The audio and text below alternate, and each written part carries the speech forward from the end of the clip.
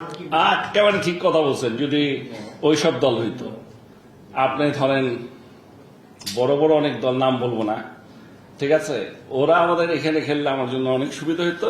আর ছোট দলের সাথে খেলতে গেলে কি হয় এটা দেখছেন তো, যে কেউ ধরা খেয়ে যেতে পারে। আমার কাছে মনে হয়েছে, আমার কাছে এই যে দেখেন, এখন আপনারা যে এক একটা বলেন, অস্ট্রেলিয়া ইন্ডিয়ার সাথে যে উইকেটে খেলা হয়েছে, ওই উইকেটে it was totally different from New York and Saint Vincent, totally different wicket.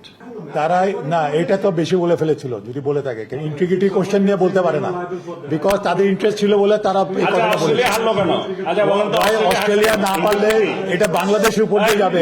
এই মাঠে অস্ট্রেলিয়া হারলে ঠিক আছে আফগানিস্তানের সাথে, why they should say like that, এটা বলতেই পারেন। তারা খেলে আসলো না কেন?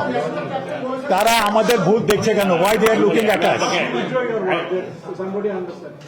না আমি বলছি মাও ভাই, আমি যে কথাটা প্রথম থেকে বলছি, ওর এই কথার সাথে আমি একমত নই, এটা তো আমি বলেই দিচ্ছি। এইটা কোনোভাবেই মেনে নেওয়া যায় না, অবভিয়াসলি না।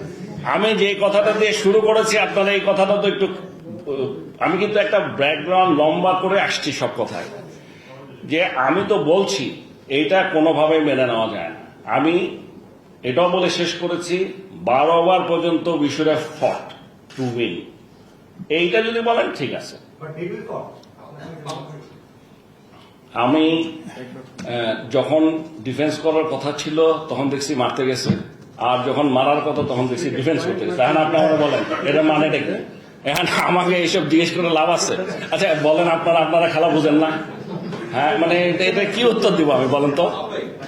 ওদের সাথে আমি কথা বলতে পারতাম, আমি না, যে মানে ইভেন মানে বোর্ডে যারা আছে অপারেশন, এরা যদি বলতে পারতো তাহলে, কারণ আমি আজকে বোর্ডে এখানে যাদেরকে জিজ্ঞেস করেছি কেউ জানে না, কেন বলেছে কেউ জানে না, তাহলে এখন আমি কি বলবো বলুন?